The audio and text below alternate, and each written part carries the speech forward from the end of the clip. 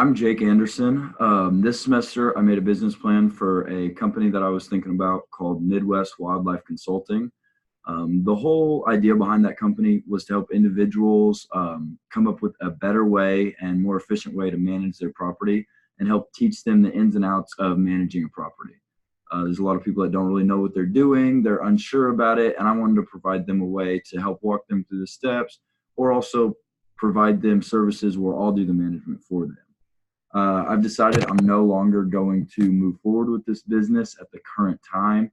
Multiple reasons for that. I'm kind of going to go over that in this presentation. Also go over a little bit of what I learned this semester and kind of some key takeaways I had with some of the readings and videos I watched right before I worked on this project. So the main two reasons I'm not moving forward with this business at the time being is lack of funding and lack of experience. By lack of funding, what I'm talking about there is the startup costs for a company like this are rather high because of the fact of all the machinery I would have to purchase. And for myself at the current time being, I don't have the money to put into those startup costs to make a loan possible and get that equipment going.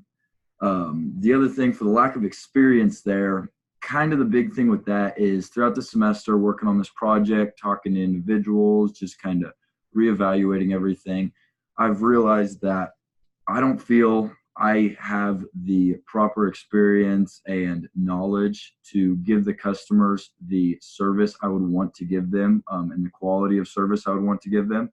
I feel like it can kind of just be a takeaway or a letdown for them. If I can't give them quality service and the service that I would want if I was in their shoes, then I don't want to give them anything. I don't want to put them in a spot where they're going to be let down. And I just don't want to get into that type of situation where it just is going to be bad for everybody in the end. If I don't know what to do and they're paying me money to make their property a better place, it's not going to end well. And I'm not going to be satisfied with that. And I won't accept that. So at the time being, I'm not going to move forward because of that. I'm going to keep looking to see what I can learn and keep working and maybe revisit this in the future. It's definitely something I'm interested in. Like I said, just don't have the knowledge at the time being. So kind of a couple big things I've learned this semester. Obviously, the biggest is how to make a successful business plan. On that, I kind of learned the layout that you want on a business plan. The biggest things I've noticed is you need a good company overview at the beginning. You need to get it going, tell people kind of what you're looking to do, why you decided to do that, where kind of everything came from, and the basis behind it all. The next big thing is the products. Anything that you're going to offer, people are going to want to know about before they invest into your business. They're going to want to know what they're putting money into and how you're going to make them that money back. So you need to have a good detailed breakdown of your products, how they're going to work, how you're going to go about marketing them, and all of that there. The next thing is management. People want to see kind of how you plan to manage it. They want to see if you're going to have partners, if you're just going to have employees, if you're going to be the main decision maker, kind of where all the decisions are going to be made and by who. They want to make sure that the people that are making the decisions are qualified, so they're not just wasting money on unqualified people that potentially are just going to run the business into the ground. The last thing is the finances, kind of the bread and butter of the whole business plan, the reason you kind of make it up, to go get that loan. And on there, they want to see where your finances are coming from. They want to see the breakdown of everything you need to buy, all the equipment, the potential for that to be turned around and resold if need be, kind of how they can get their money back.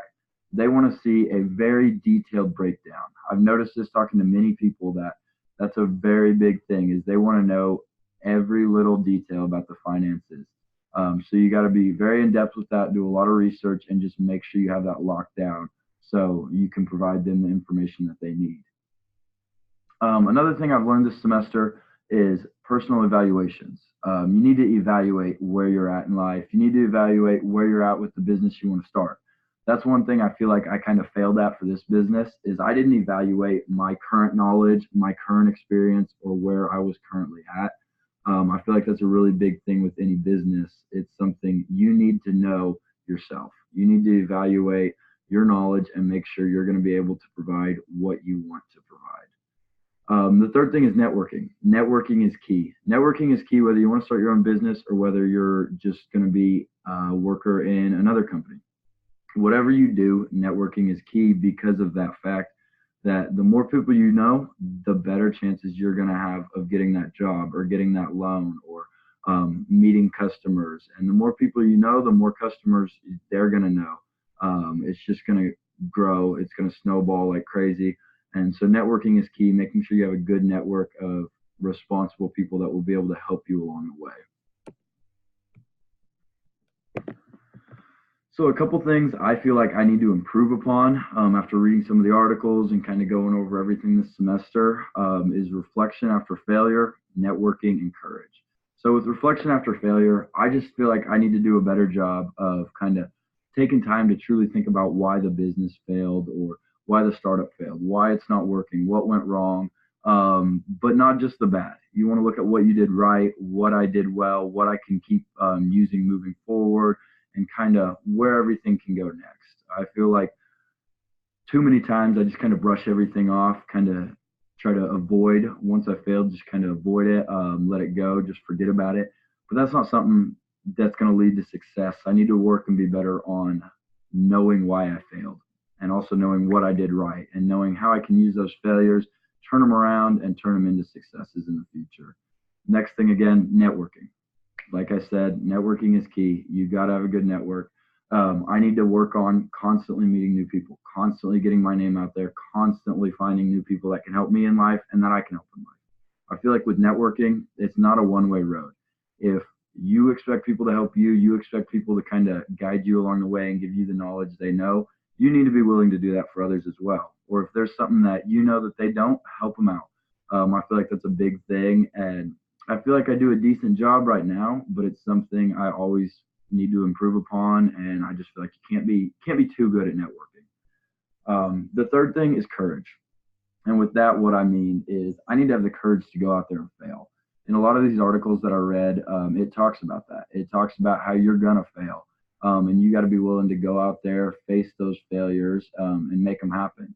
I feel like sometimes I kind of step back. If I'm scared something's not going to work, I just avoid it. I don't do it. And I need to have the courage to go out there and do it, especially with businesses. I need to have the courage to make it happen. If it fails, it fails. I'll learn for the next time. But if I don't have the courage to go get it started because I'm afraid of it failing, it's never going to go anywhere and I'll never know. So then the next thing is those videos we watched by Les Brown. I watched all three of them, but the third one was really the one that stuck out to me. He said a lot of things in there that really got me thinking. The first thing he said in that video starting out was sell to the individual. He said he goes into all of his speeches, all of his presentations, and he meets with the people that are bringing him in, sees what they want out of the presentation, and then he tries to talk to people in the crowd, judge what they want, kind of see where they're at with everything. He tries to get a breakdown of where everything's at so he can give them what they need, what he feels like would be best for them, and not just go out there and have a one-size-fits-all presentation. I feel like in business or in sales or any company, that's very important. Right now, I'm currently in sales, and I feel like there's times when I definitely notice myself. I get on the phone with the customer and I just give him the pitch. I just throw it all at him. I say, hey, $200 if we want to do this, and pretty much just throw it at him. I don't listen to what he wants. I don't listen to what he needs or what would work best for him. And I've noticed usually when I do that, those pitches fail. But there is times where I listen to the customer. I listen to what they need, what their goals are, kind of why they're selling the equipment that they're selling. And I try to work with them. And I've noticed those are the best sales that I make. Those are the best customers I have. And that's something I want to work more on, is listening to them and coming up with something that will be beneficial to them and not just telling them what I can do without listening to them. And that's something with any business that you start. You got to kind of listen to the audience. You can't just have an idea in your head and stick with it. You got to be able to mold it, kind of see exactly where the market's at, kind of what can work best. The other thing is give before you ask. He mentioned, excuse me, especially in networking, you can't just go to somebody and ask them to help you and ask them to tell you everything they know. you got to be willing to work with them, or a customer. You can't just go to them and expect them to work with you and always come to you. You got to be willing to work with them and give them some stuff. He mentioned how there's times he'll send articles that he comes across to customers. He'll give them a call and say, hey, thought this might benefit you. Remember you talking about so and so or this project, and I thought this might be good for that. Doesn't ask for anything from them, just lets them know that like he knows what they're talking about. He remembers, and he wants to help them out. I feel like that's something that I don't do enough of. It can be super beneficial. I've never really thought too much about doing that, but it makes a lot of sense, and it's something I definitely want to work harder on doing, and becoming a better person when it comes to that route of helping them before I ask for something in return. And then the third thing he talked about was be memorable. He said he has a chauffeur in one of the places he goes to that the first time he got there, the guy rolled out a red carpet for him. And he said he'll never forget that guy. Every time he goes back, he calls and asks for that guy. He said when he asked the guy why he did it, the man told him, I want you to remember me. I want to give you red carpet service, and I want you to come to me every time. And like I said he will never forget that guy, and he used him every time. That's something I want to be able to do, whether it be just being the best customer service representative I can be, or whatever it is. Make myself memorable. Do what I have to stick in their mind.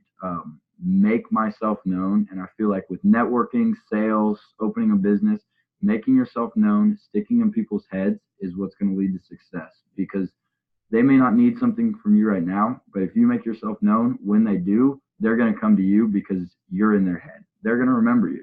And so that's something I really want to work on, really want to try to be better at.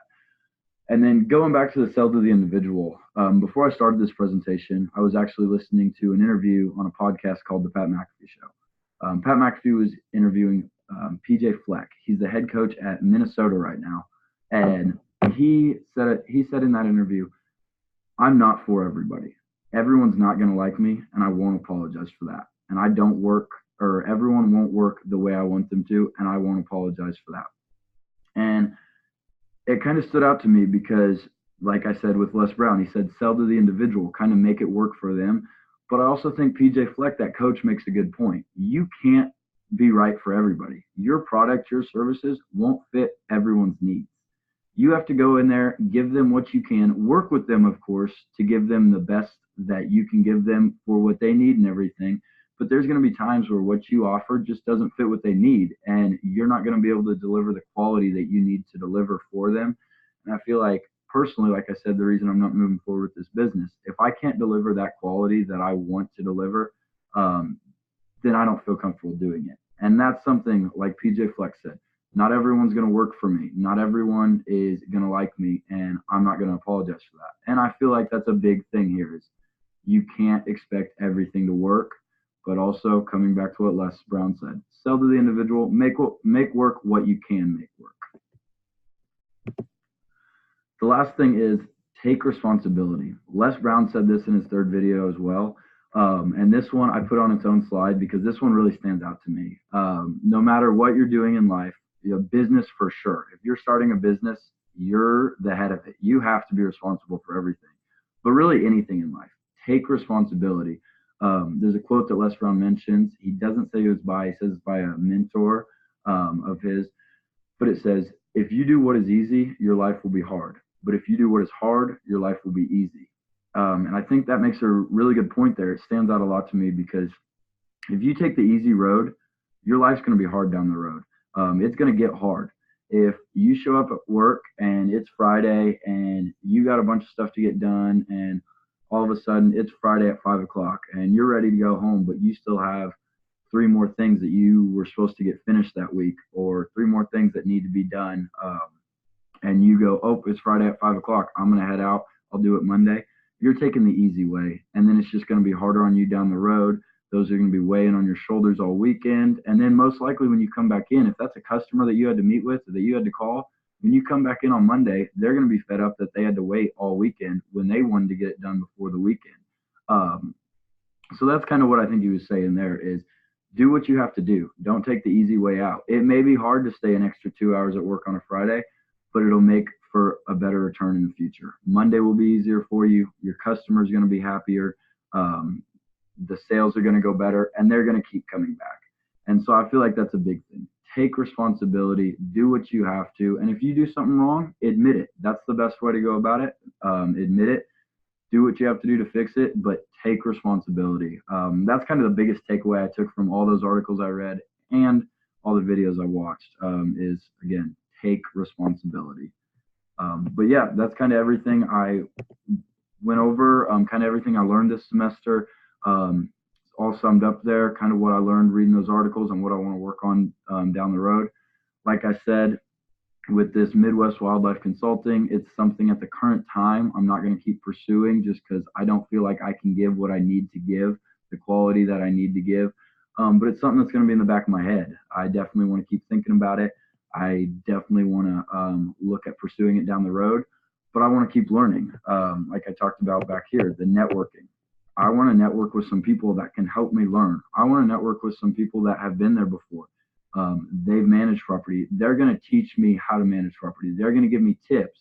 May even be something down the road for this business of looking at partnering with someone that's managed property before, looking at partnering with somebody that's been game warden, something like that, because they know and they'd be able to help me out with that. They'd be able to help fill in the spots that I can't. And that's the biggest part of networking that I want to work on for this business. Like I said, not going to do it at the current time, but definitely something I want to keep looking at moving forward. So hopefully I can learn and down the road get it going again. But thank you.